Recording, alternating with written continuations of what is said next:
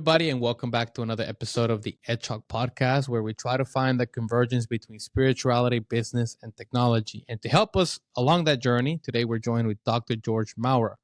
Dr. George, you are the author of Critical Race Theory in Your School and How to Fight Back. So welcome, Dr. Correct. George. How are you doing today? I am doing very well. I really appreciate you having me, and hopefully we'll share this information with someone who really needs it today, which is why I wrote the book. It's a difficult subject. It's confusing to research on your own if you don't know what you're doing. You get all kinds of conflicting information, and so I wrote this book so that people would have one place to go, pretty much learn everything, and you can develop strategies based on my recommendations if you happen to run across critical race theory in your child's school. So, Okay, so let's start at the beginning. What is critical race theory? well, critical race theory at its core is a Marxist ideology that pits oppressor versus oppressed. And in this particular case, Karl Marx and Friedrich Engels created Marxism as more of a class thing, rich versus poor kind of thing.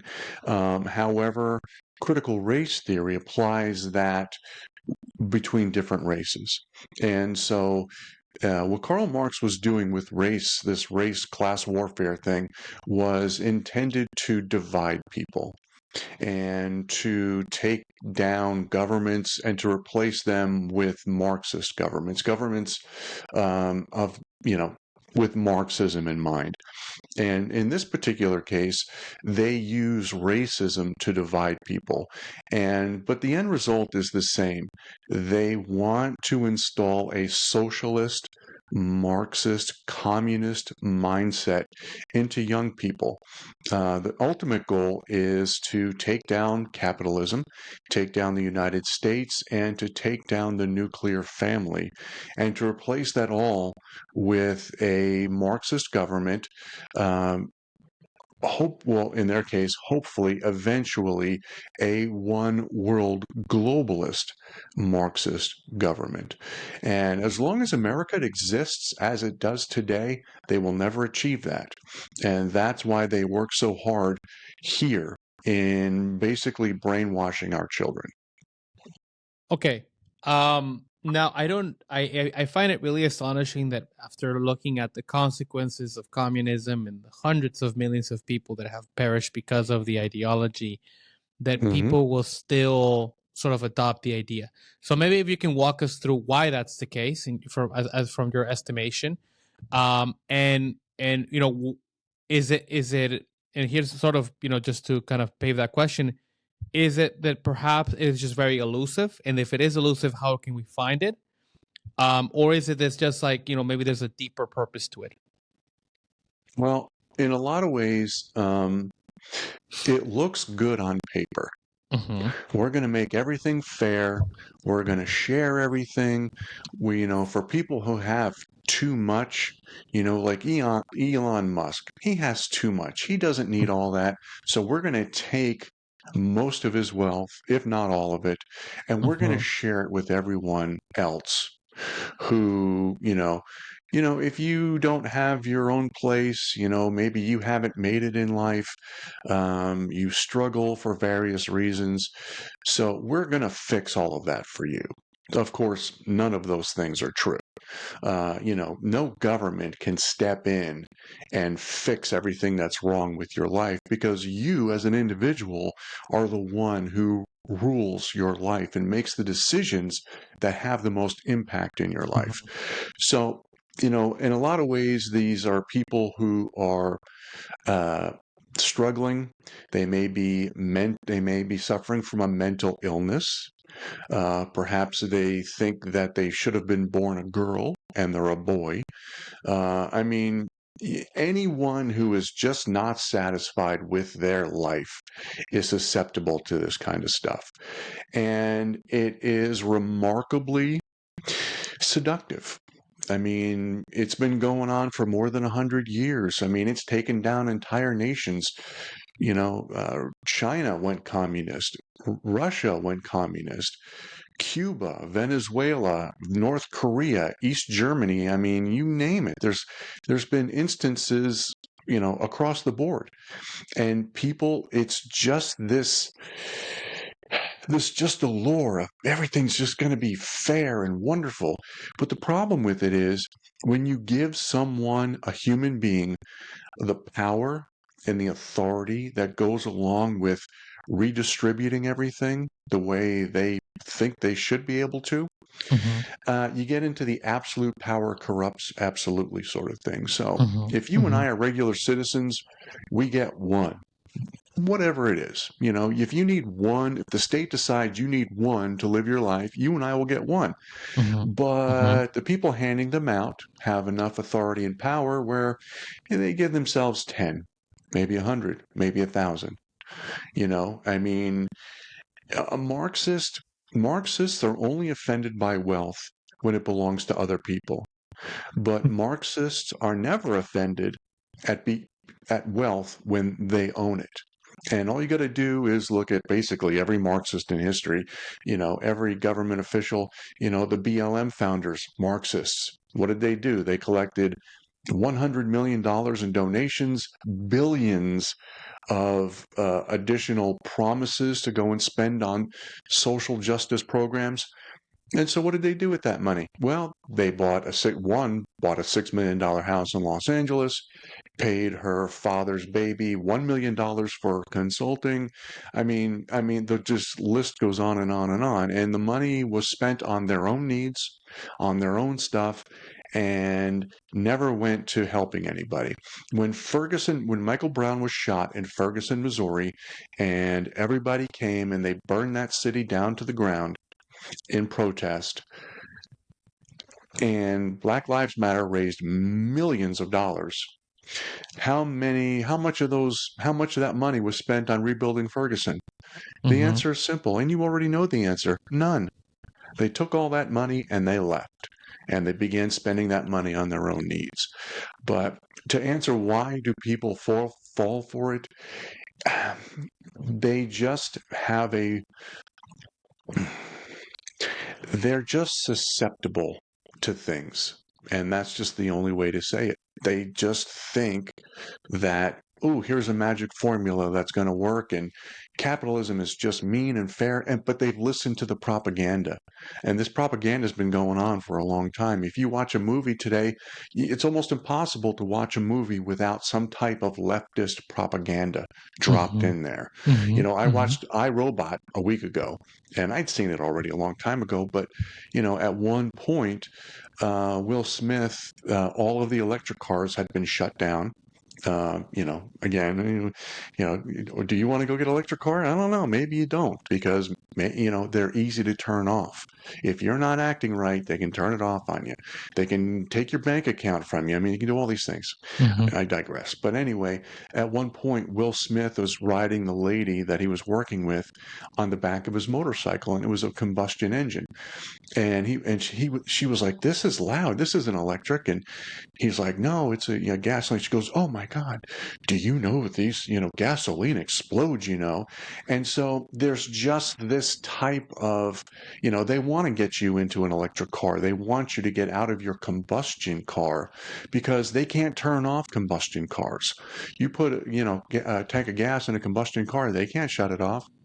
And so, but anyway, there's just this full spectrum brainwashing that goes on, and it's from the media, it's from the press, it's from education, you name it. And Mm-hmm. so, and they've grown up watching these messages in their favorite TV shows, in their favorite movies, and they just think that it's the best way to move forward. Mm-hmm. Mm-hmm. Yeah.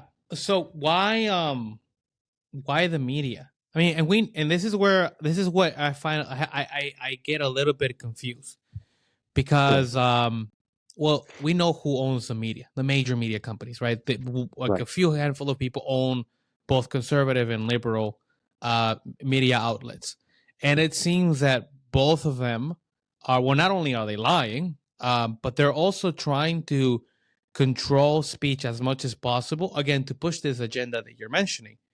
but it Hmm. doesn't seem that that ideology should match the ideology of the people that own these corporations, specifically in the media. Right. And I think you know what I'm talking about here.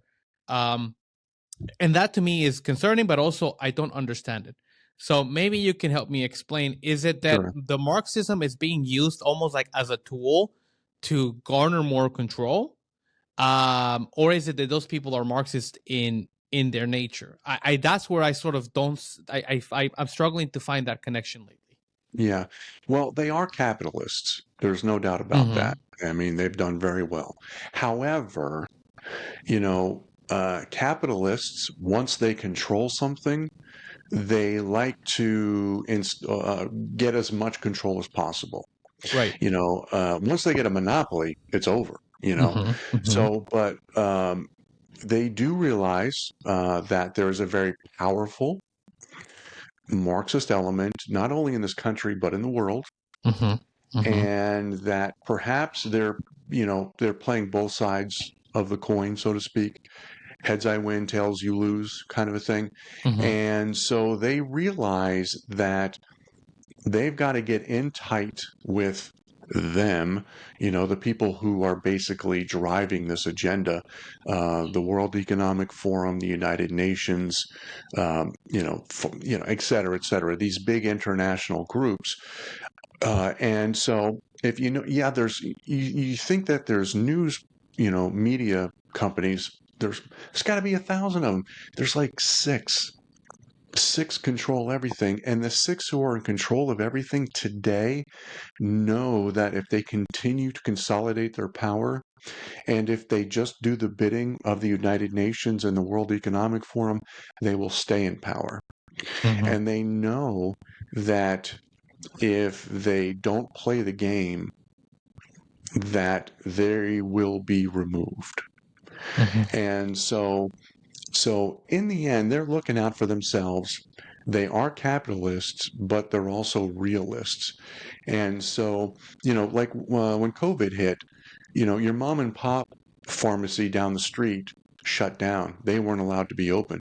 CVS was allowed to be open. Why is that? Well, because CVS is across the country and you can control all of the CVS pharmacies. You can block hydrochlorine. Uh, there was the two drugs that were banned, and Mm-hmm. and it slipped my mind at the moment. But uh, you can't go and you can't shut down all the mom and pop pharmacies across the country, but you can go to CVS and Walgreens and basically shut down 80% of the pharmacy industry across the country. And so that's what the the World Economic Forum, that is what their goal is, to get as much control under as small an umbrella as possible. So these folks, again, they're capitalists, but they see the writing on the wall. And it seems like they're going to succeed. They're not going to, but it looks like they are to the uninformed. So they become one of the six. And by becoming one of the six, they maintain their wealth, they maintain their power, they maintain their control. So that's why capitalists are doing these things. However, they're starting to back off now. You see, a lot of companies are starting to get rid of their DEI, diversity, equity, and inclusion offices, because they see what a waste it is. They see, they're having to spend a lot of money, millions and millions of dollars, and all it's doing is taking away from the bottom line. And so they're starting to back off on it. So, but that doesn't mean they're not going to continue playing the game, because they will. They play whatever side they think is going to win, and a lot of times they play both sides. So it doesn't really matter who wins. Right. Right. Okay. Now, I think what has become very popularized is that anybody that has a dissenting opinion on what the mainstream narrative is immediately gets labeled as a conspiracy theorist, Hmm. despite you having facts and data and historical record or anything of the sort to back up your claims. You're still gonna get put into this bucket of people. And I would love to get your perspective on this, but it seems like to me that it's just a propaganda tool to delegitimize any sort of dissenting opinion that actually has some sort of legitimate criticism. From your research, did you see that sort of behavior or patterns started to become more prevalent in the countries that started to lean towards Marxism more? Uh, without a doubt. Mm-hmm. And it's been going on here for a long time too. I mean, just go to Facebook, post something out there that's nice about Donald Trump, see what happens, you Mm-hmm. know. Um, and you will get attacked. When I created a Facebook page, which used the title of my book, Critical Race Theory in Your School by Dr. George Maurer, and I started doing some advertising. And I mean, I was attacked like nobody's business. I mean, every dirty name in the book. I was a racist. I was this. I was that. I was a disgusting person. Um, but you're right. Marxists, while claiming they want diversity, you know, um, maybe they want a room with a lot of different faces in it that look different. However, those different faces better be in step, lockstep, in line, and they better think exactly like everybody else. Mm-hmm. And so what they do is they create this insecurity among each other. And so every opinion, every thought, ooh, I think blah, blah, blah. Oh, what is that? And then you got to look around the room to make sure everybody agrees with you. Because if you don't, you're going to be in a lot of trouble. And then, of course, you'll have to apologize and back up. But, when a Marxist state takes over, there is no dissent. You will do exactly as the state says, the prescribed thoughts, positions, whatever strategies, whatever they may be, you need to spout those out. If you don't, you're dead. In a true Marxist state, there's an old picture of Nazi Germany that's going around. It's been out for forever, of course, and everybody's given the Heil salute to Adolf Hitler, and there's one guy in the crowd like this, never raised his hand, never did the Heil, and history does not know what happened to that man. But I would be very surprised if he wasn't rounded up within 24 hours and shot in the back of the head. Right. That's how they deal with dissent in a Marxist totalitarian regime. Mm-hmm.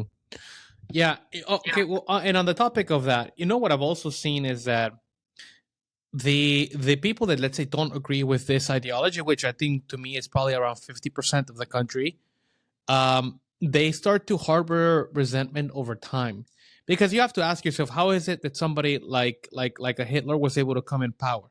And I had a Mhm. previous discussion with a guest on this, and his idea was that, well, he tapped into so much resentment towards this group of people that they felt had maybe taken advantage of the system, and also economic pressures and things like that. And so it seems like to me that one of the things that we're seeing now in the US is also a buildup of that same anger and resentment that is Mhm. repopularizing a lot of those extreme fascist ideologies without really, Right. I don't think, understanding that they're, like you said, two sides of the same coin.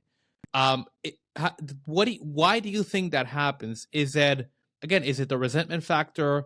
And do you feel that, is that something that's going to basically burst into another sort of, you know, World War-ish type of conflict within the United States, at least Yeah. ideologically, sorry. Well, again, this has been going on for a very long time.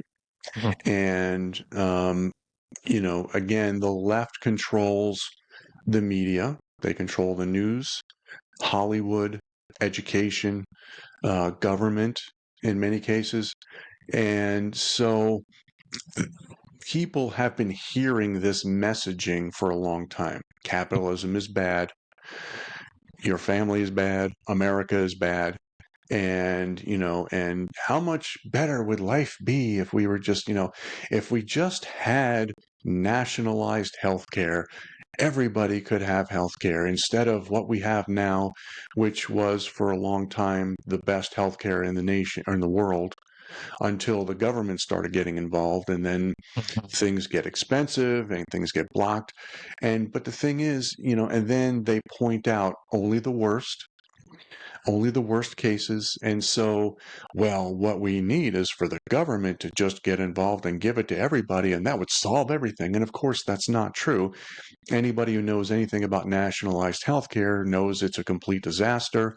Mhm. Over in England, dentists are hard to come by, and, their teeth aren't that good in many Yeah. middle class people, and there's a number of people, they just end up pulling their teeth out of their head because they can't get a dentist. I mean, and that's that's just the way it is. There's only so many resources that the government can control. And the thing about capitalism is if you need more dentists, people will eventually become more dentists and they will fill a need, Mhm. and but why are they ask me the question again. I kind of got off on a tangent there. Sure. Why are they falling for this still? Is that that's what you said? No, no, no. My question was like, why is it that we see a rise on the other extreme? Because if you go on like on X and you start talking to people, and once people get a little bit comfortable with you, they start to Right, tell you, yeah, this guy, the guy, was actually right, and so then I don't think those are American values either. So right. and again, they're both sides of the same coin, but I can understand why it happens because if you have this like extreme ideologies, so extreme in fact, and we can get into the Olympics later, where you have men boxing women, it creates an Yeah, outrage, right? And so it's like right. when people are so outraged and resentful, and our economy is in shambles, and our inflation rate is so high, and we have all of these problems, then people naturally gravitate to the most extreme solution, right? Because they've been harboring this anger so much. So I guess my question was, do you agree with that statement? And if you do, why do you think it happens? And if you don't, why not? Yeah, well, I do agree with that statement. It does drive extremism in many cases, but the people, for the most part, most people will lean one way or the other. They won't really go to the extremes Mm-hmm, mm-hmm. where they think it's acceptable to go out on the street and burn a building down in order to Right. protest whatever they're wanting to protest, to prove their point, whatever it may be. But the people who get to that point, there's just something really, really wrong with them. They've Mm-hmm, got this big black hole somewhere. Maybe it's mental illness, maybe it's an emotional thing, maybe it's all of the above. But they are looking for something, like he's someone who, a man who feels like he's in a woman's body. That's not normal. Okay. mm-hmm. And I know that's an unpopular thing to say right now, but it's not normal. It's not normal, no. It means that that person has some insecurities and some anxieties and some issues that they don't know how to resolve. And so they think that if he becomes a woman, all of his problems will be solved and he'll go away. And it's just like a lot of these people, not everybody who has pink hair is crazy, but that's a pretty good indicator when you see people walking around with pink and blue Right. hair. It's like, Mm-hmm. okay, um, there's something there, and they think that whatever their problems are, whatever the holes in their life are, they think in this particular case that Marxism and socialism and communism will somehow fill that hole, Mm-hmm. and Mm-hmm. nothing could be further from the truth. Yeah, it's almost like it's almost like they need like a way to outwardly manifest a lot of that hatred and resentment Yes, and I exactly. mean honestly mental illness, right? In many cases, yeah, but in some cases, it's just somebody has just grown up to think a certain way. Your average college professor, he was indoctrinated at one point. Well, maybe not the average college professor, but let's just say your average Marxist college professor who spends his time indoctrinating his students. He was indoctrinated at some point. He was convinced that the problems in his life, in the lives of America, cannot be solved with patriotism and capitalism, and that somehow you have to hand over control of your life to a third party, to the state, and that's going to take care of everything, and that will make everything fair, and everything will be even and just, and all of those things. And it could come from anywhere, but it's a process, and it's been going on for a very long time. However, when you talk to people who grew up in those environments, when Vietnam went down, it became Marxist. Even when Venezuela went Marxist, you talk to people and they say the things that are going on happened there are going on here. And once you get to a certain point, it happens quickly. And Venezuela, I don't know if you've been paying attention to the news in Venezuela, but they just had an election. And Maduro, I think, is the Marxist an dictator they election, got right, down. right. Yeah, election, exactly. They're saying it was all rigged. Chances are it was. I believe it was. I'm sure it was. I don't need to see any evidence. Communists and socialists and Marxists are liars, cheaters, criminals. Nothing. There is nothing above these people that they'll do whatever it takes to stay in power and to stay wealthy. So they voted in this Marxist government, and now the military is having to stand up and say, you know what? We're going to take control of this thing. We're going to put this election right, which is good, which means that the military is not fighting for the dictators in charge of the government. And a lot of times they are the ones. The military is the force that protects the state. So, but Venezuela is learning right now that you can elect your way into Marxism, but you have to shoot your way out many times. Right. And so, and it just, they just people just fall for this dream.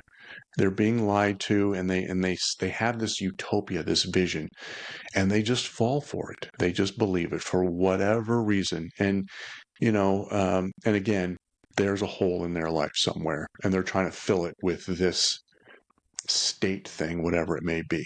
And, we all do it to a certain extent. If you're a capitalist, maybe if I make enough money, I'll feel better. If you're oversexed, as they say, as a man, well, if I sleep with 50 women this year, I'll feel better about myself. And it is, and it's about self-confidence and self-esteem, I guess, at its core. I'll feel better about myself if I drive the right car. I'll feel better about myself if I get a boat or get a Harley. In this particular case, I'll feel better about myself if I become a communist. Yeah. In preparation to our interview, I went back and I reread the Communist Manifesto, and I really started understanding it not so much as a book on economics, which is clearly not, but it's rather, I saw it almost like a framework for how to overthrow a society. Yeah. And the thing that made me think that the most was the destruction of the family unit. And obviously they frame it differently, but the idea is that the traditional family unit is, again, looking at it from that oppressor and oppressed dichotomy, where it is the man oppressing the woman Yeah. for capital. And so they claim that needs to be destroyed. And that sort of set out an alarm in my head, because one of the things that you see in America today is the destruction of said family unit. Not right. I mean, you Right. have divorce rates of but I think it's 50%, maybe a little higher, depending on what you're looking at. And then you have, obviously, that most children are being already raised by the state because the economic situation is forcing both parents to have to work, which again delegates that responsibility to a third party. like what you would read in this document here. But why do you think that is? Why go after the family? What is it about the relationship between men and women specifically that they have to destroy? Well, a Marxist state requires um, unflinching, unflinching loyalty. Mm-hmm. There can be nothing else in the world more important to your average Marxist than the state. And most people are very loyal and loving toward their parents.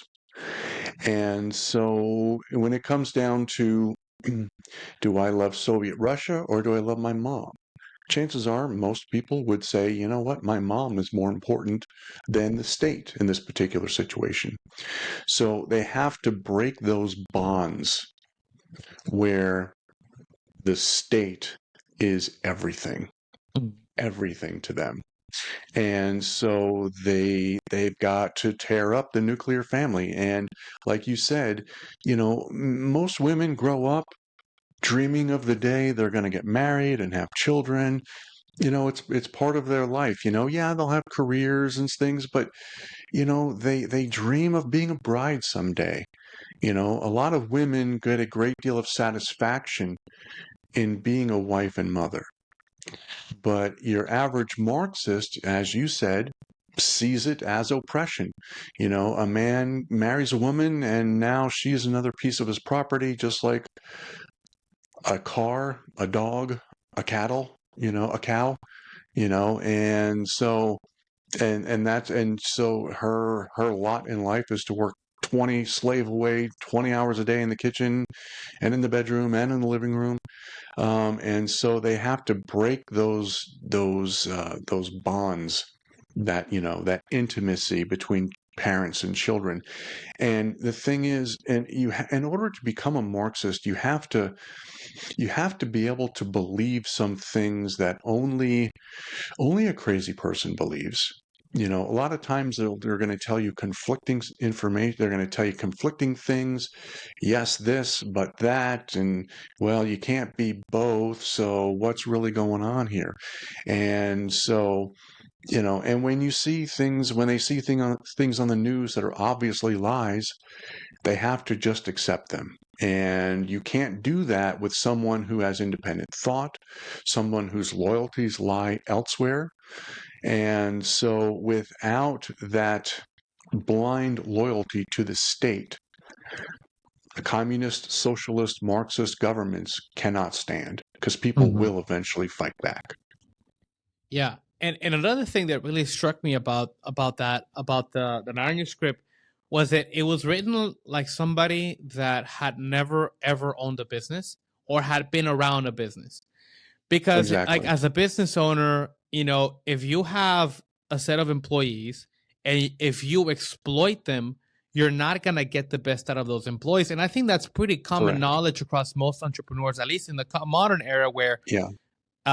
you get the most out of people when you inspire them, when you give them a greater vision, a greater mission.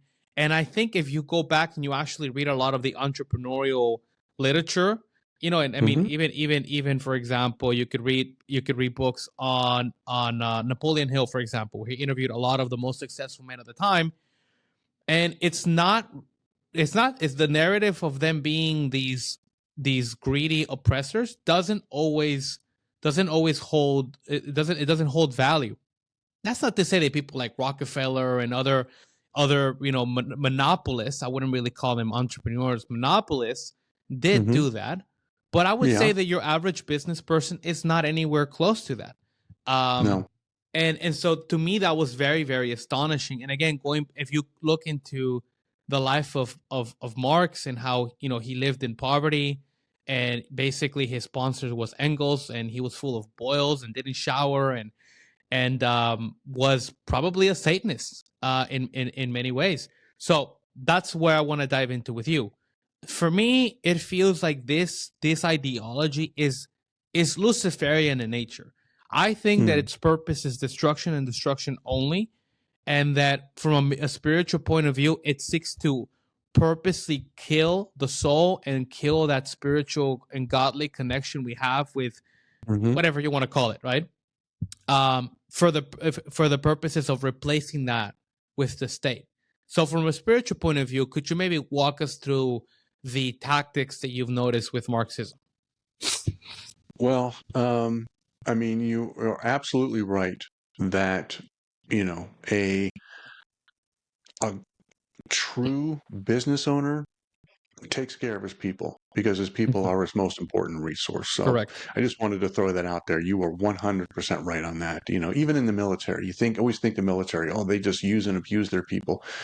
No, I was in the Air Force for 22 years and I was always told our people are our most important resource. You know, any smart business organization realizes that. So getting back to the Luciferian stuff. Well, first of all, one book that many American Marxists, leftists admire is Saul Alinsky's Rules for Radicals. Guess who he dedicated that book to? Lucifer. Wow. The first radical, Lucifer. That's who Saul Alinsky dedicated his book to. And so Hillary Clinton, her master's thesis was about Rules for Radicals, talking about how he admired or she admired Saul Alinsky. President Obama, before he became, before he got into elected office, embraced many of Saul Alinsky's tactics, openly praised them, so. And then if you really want to go deep, in the end times, according to the Bible, there will be a one world government that will eventually be ruled by the Antichrist. And if you look at, I cannot think of a better platform for that to be ushered in than a one world Marxist government. It is the perfect platform for one man, Satan, Lucifer, whatever you want to call him, to step in and have absolute control over the world right before Jesus returns. But the but the depth of this thing is crazy. I mean, if you look at the opening ceremonies to the Olympics, they had some real creepy imagery in this thing. Super Bowl halftime shows, they've become very satanic. You have, these pop stars, Taylor Swift, who on stage has these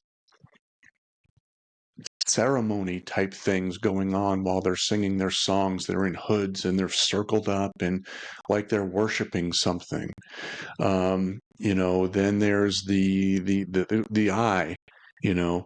How many times have you seen a magazine cover or a picture of a celebrity and they're doing this? That's satanic. That is showing the world that their allegiance is with Lucifer. Monster drinks. What looks like an M on there. I'm doing it back. Let me do it frontward. This is actually the number 6 in Hebrew. And if you look at a can of Monster drinks, it's got 666, the number of the beast. There was a bourbon, one of my favorite bourbons. I loved it. I'm a big bourbon guy. I love a nice little bourbon right before I sit down, wind down, get ready to go to bed. The recipe on the side of the bottle was 66.6 corn, and bourbon has to be at least half corn in order for it to be bourbon. It's corn whiskey, basically. And the thing is, it's everywhere. I mean, it's everywhere. Yeah.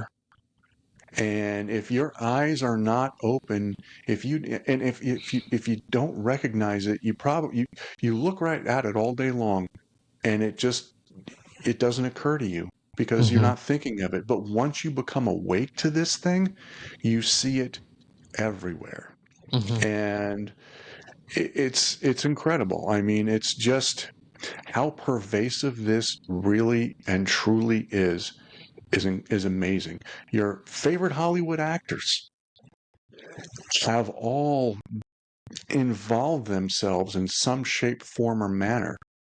It's hard to watch a television show without some type of satanic or Luciferian subliminal messaging in there somewhere. And if you know what you're looking for, you see it everywhere. If you don't, you look at it and you never even notice. Right. Yeah.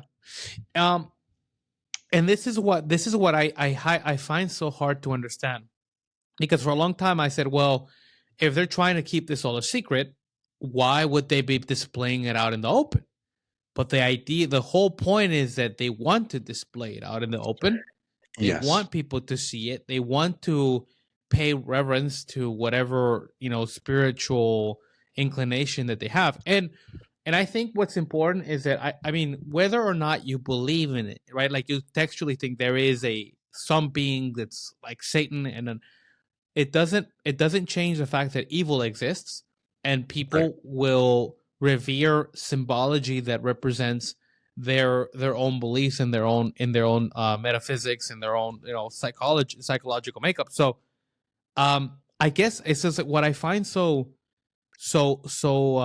astonishing is that I guess maybe it's not that not enough people are paying attention to it, or some people just sort of brush it off as coincidence. But I mean, why would they select talking about the Olympics? Why would they select specifically religious religious scripture and religious symbolism to like bastardize? Why would it be that specifically? Sure. Well, first of all, Satan, from my understanding, he knows he's going down. So he is trying to take as much control of this world as possible. And so they're trying to convince as many people as possible that their way is the right way.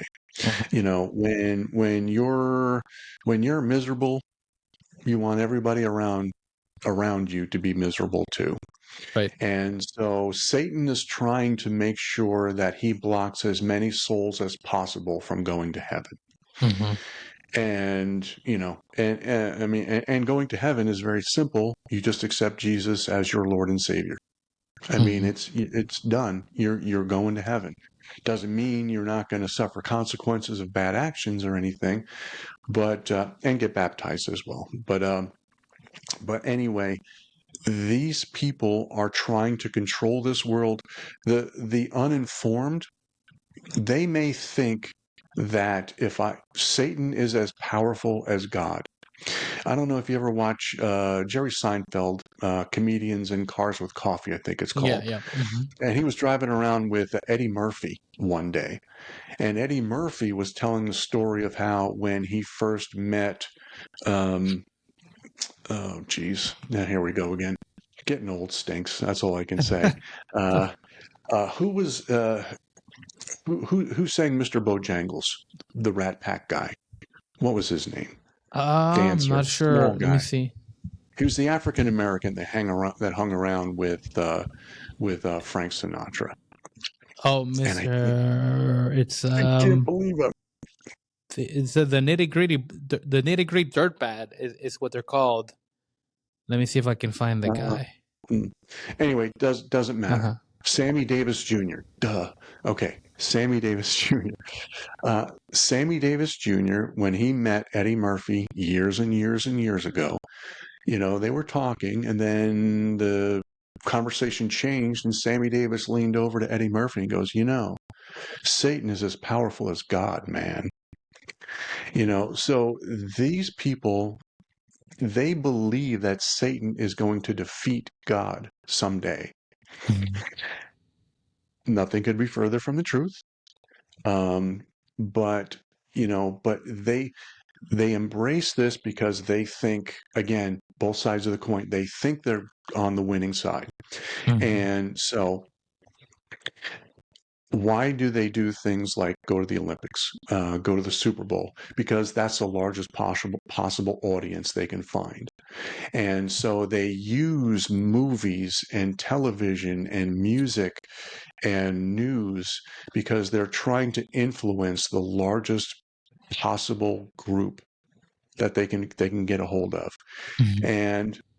And they also I've read a little bit about interesting things about this, and a lot of times they supposedly, like, you know how they will make a movie that will come out a year or two before, like, COVID hit, and then Mm-hmm. there's these movies that happen that kind of you know pour- you know reflect on what's coming up in the future, Right. Or with and The they Simpsons. say, yeah, the Simpsons, but they say that if they put a movie out about COVID, and then COVID hits, what they're doing is they're deflecting some of the karma that's going to come, because evil Interesting. exists, karma's true.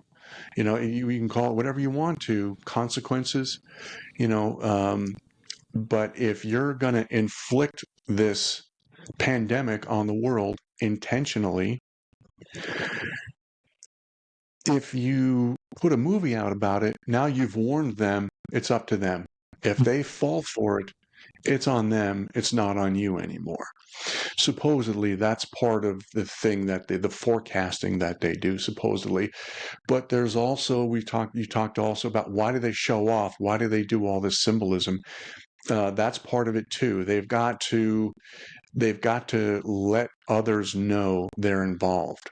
And so they do things like this, and there's, different symbols. Snoop Dogg's walking around the Olympics, and he's got this necklace, and uh, Baba Fett, or Mephisto, or one of those lesser, not quite Satan, but pretty high up evil demons. Mm-hmm. He's got like this thing on his on around his neck. Hillary, or not Hillary Clinton, the daughter, Chelsea Clinton, walks around wearing an upside down cross around her neck. You know, um, they are signaling to the world where their allegiance lies, Mm-hmm. and that's just part of it.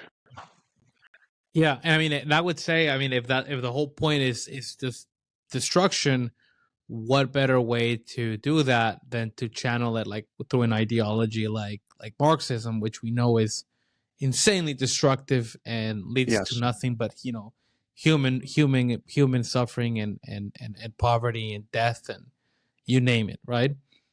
Um, so why did you decide to start specifically with education?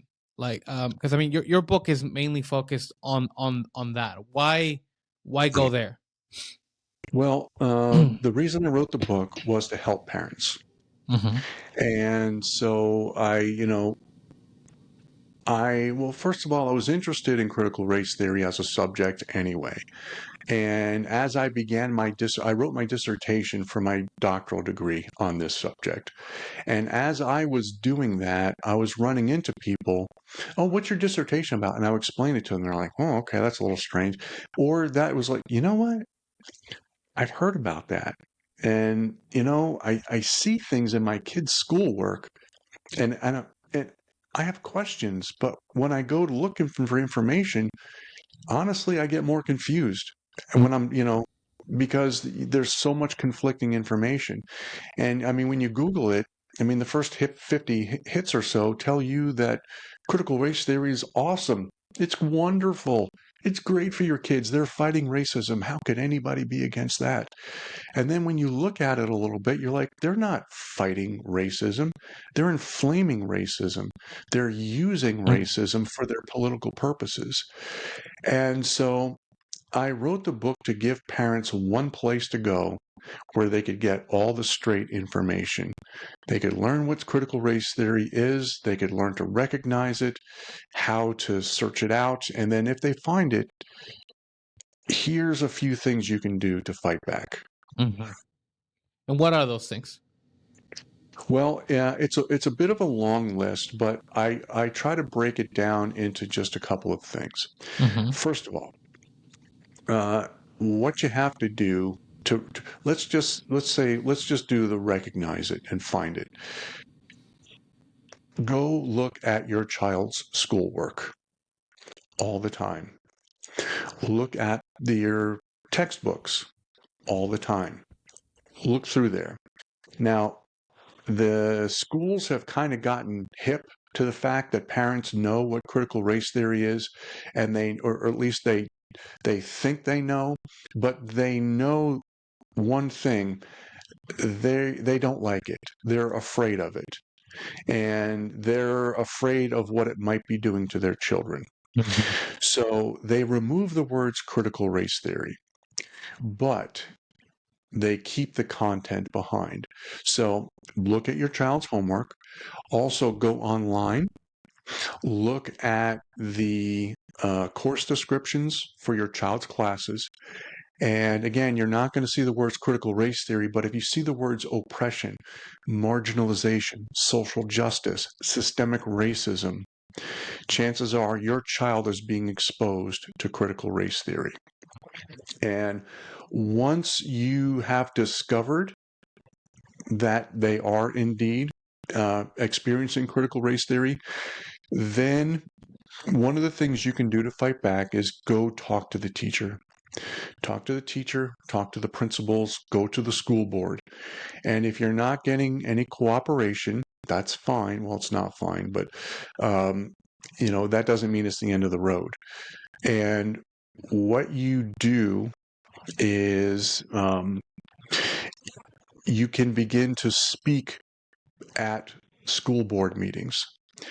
And once you go to these school board meetings, you put together a 2 or 3 minute speech. You control your emotions, very important. You do not want to let if you get angry, these people are professional victims and they will make it seem like you're the bad guy. So write your 2 minute speech, read it off of your phone. Don't even look up at them, but control your emotions, or they will make you look like the bad guy. So when you go to the school board meetings, you're going to have 2 or 3 minutes to speak. Type out a speech that's exactly 2 minutes or 3 minutes, whatever it may be, and read your speech off of your phone or a piece of paper. It's okay not to look up. You don't need eye contact, but you need to control your emotions, because if you get angry, if you start calling people names, they're going to kick you out of the school board meeting and possibly even have you arrested. The American Federation of Teachers sent a letter to the Department of Justice at one point, and they asked the DOJ to investigate these angry parents as if they were domestic terrorists. Jesus. And so they're very good at these things. They're professional victims, and you have to be very conscious of what you're doing. The other thing you should do is start talking to other parents. Find like minded parents who may be just as concerned as you are. They're out there. And you can look for different organizations. That's another thing you can do. As a matter of fact, I just yesterday accepted an invitation to be a chapter lead for an organization called FAIR, and that stands for Foundation Against Indoctrination and Racism. FAIR. And there's probably a FAIR group or similar to that in your area. Find those groups who are already out there. FAIR is one of the things that FAIR does is stands up to critical race theory and DEI, diversity, equity, and inclusion. And this particular chapter will be for Riverside County in California, where I live. And so seek out organizations like that. There will be somebody who is willing to go to bat for you or will help you. So Okay. Okay. Um, What do you think the future looks like for education? Because I know that a lot of parents are moving into homeschooling. And I mean, there may be some inconsequences with that, I presume. What is your take on it? Well, I agree with you that homeschooling is going to get bigger and bigger and bigger. Um, School, like everything else, is going to be very different probably than what we have now. The trust has been broken in many ways, Mm-hmm. and people are going to be seeking alternatives. Homeschooling is one. In California, we have something called private education associations, which are legally not schools, but they do educate children. But they are exempt from vaccine mandates, mask mandates, critical race theory. Charter in California, private schools and charter schools are schools, so they're uh, they're they're required to apply, to go with vaccine mandates and mask mandates, even though that's all over now. But a couple of years ago, all private schools and all charter schools had to have their kids vaccinated. They had to wear masks. And parents were furious, as you probably well remember. But I see a world where parents begin taking more of a personal responsibility and control. Because, for a long time, I mean, my parents, they just sent me off to school in the morning and then I came home in the afternoon and, did you get your homework done? Okay, great. Maybe they look at it, maybe they don't. But, you just handed your children over to the school and you trusted the school to do the right thing. Right. We all know now that was a huge mistake because whatever school is today, you cannot trust them with your children, and they're Right. proving it. And so there's Palo Alto, uh, which is like central headquarters for the social media, computers, all that kind of stuff. Um, they're getting ready to roll out their version of an ethnic studies program, and parents are like, okay, cool, let's take a look at it. And the school system is not letting the parents get to the information. They're not letting them look at the actual curriculum of these courses, which tells me that this ethnic studies program has critical race theory in it, and they don't want the parents to know. So they're going to try to hide it. And I mean, we just don't be surprised. Just don't be surprised. And this is one of the richest cities in the entire world. Supposedly, it has the highest cost of living in the entire world, because the richest people in the world live there. Um, but you figure a place like that with all that money, they'd have great schools and all this and all that, and no, their school is trying to hide the truth from the parents, and they're starting to get angry, and you can't blame them for it. When you lie to people about their kids, they get mad. That mama bear, papa bear thing starts kicking in. Hey, this is my kid we're talking about. Right. And you can't blame them for it, not for 2 seconds. And it's even happening in the richest community in the nation and the world. Yeah. I mean, I would imagine that it would happen. I mean, if it would happen anywhere to that extent, it would probably be somewhere like California, right? I mean, because I Hmm. guess it would probably vary state to state. I mean, unless I'm mistaken, but I don't think it is that bad everywhere else, right? Well, a lot of states have banned what they call divisive courses, divisive education. And that divisive education is where they teach that one race is superior to another, Mm-hmm. that one race is inherently oppressive, that one race is inherently a victim or to Mm-hmm. of another race, that one race is responsible for crimes of the past, such as slavery in the United States. Georgia has laws against it, South Carolina. I mean, there's, I think, 17 or 18 states out there with laws about that. Um, but even in states like that, they still try.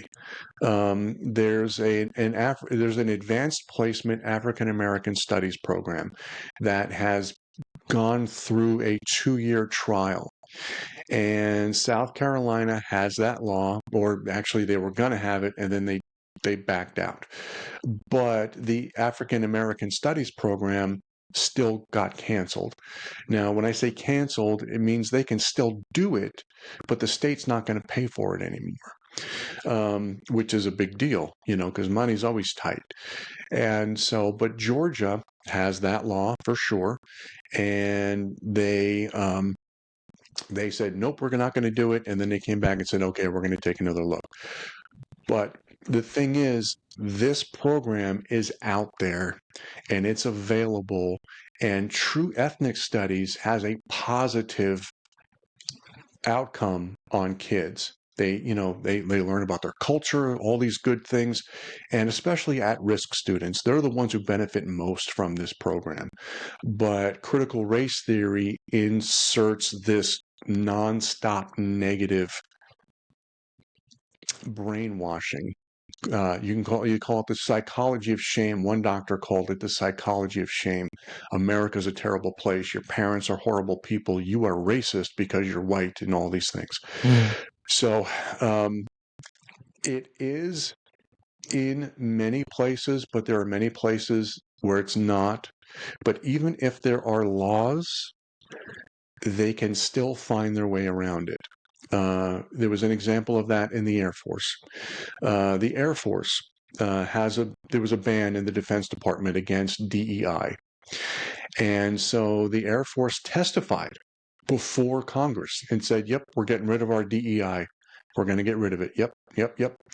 And the American Marxists who were in powerful enough positions where they ignored that particular rule, they just shuffled the resources around. They renamed it systemic equality, and they changed nothing. They changed nothing. So states like California has mandated critical race theory starting in the school 25-26. I would imagine there's going to be some fight back, and I don't think that's going to be going on for very long. But there's other states like Georgia that are standing up against it. But just because there's laws against it, don't expect these people to go away. They've been doing this for a long time. Again, these are Marxists, and their stated purpose and goal is to take over the world and to kill capitalism and to kill America and to kill the nuclear family. They're not going to just stop because you make a law that says you're not allowed to teach one kid is racist inherently against another. Don't expect them to go away. So even in places where there's laws, you need to pay attention, parents. Open your eyes, look around. Thank you for that, Dr. Maurer. Where can people find your book? Well, my book, Critical Race Theory in Your School, How to Fight Back, can be found at Amazon and Barnes & Noble. And I am currently working on an audible version, although I've been so busy, I've kind of gotten away from it, but I'm going to try to get that out there quickly.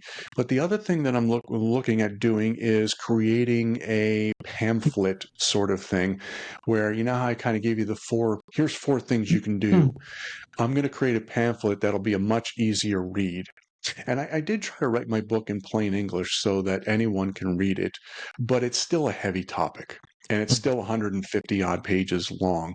So maybe I'm going to try to create something that's several pages long, 10 pages long, maybe sell it for $2 or $3 on Amazon. Something where you don't have to get a complete education on critical race theory to kind of, to get your strategy on fighting back. So I have no idea. I haven't even started that. But I'm hoping to have that out fairly soon.